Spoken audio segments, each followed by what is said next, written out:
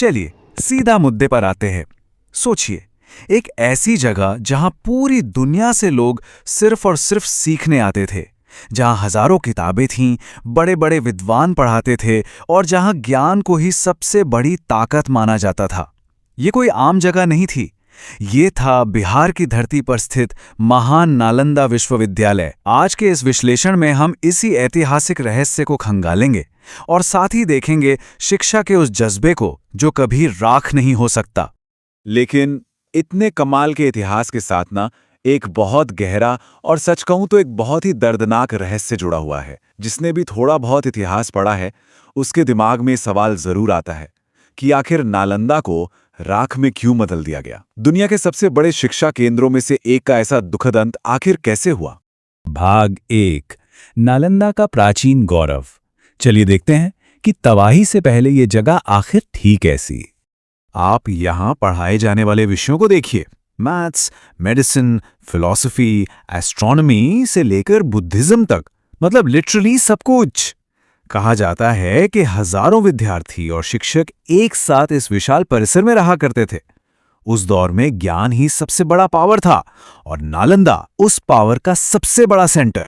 और मजे की बात यह है कि ये सब सिर्फ भारत तक सीमित नहीं था। चीन, तिब्बत, कोरिया, मतलब दुनिया भर से स्टूडेंट्स बस बिहार के इस शिक्षा के मंदिर में आना चाहते थे।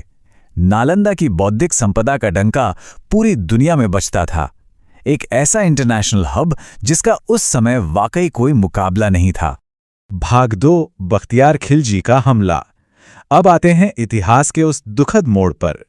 तो हुआ यूं कि 12वीं सदी के आखिर में एक तुर्क सेनापति था, मोहम्मद बख्तियार खिलजी।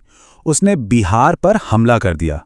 ऐतिहासिक दस्तावेज बताते हैं कि इस आक्रमण के दौरान यूनिवर्सिटी को बहुत भारी नुकसान पहुंचा और लाइब्रेरीज में भयंकर आग लग गई।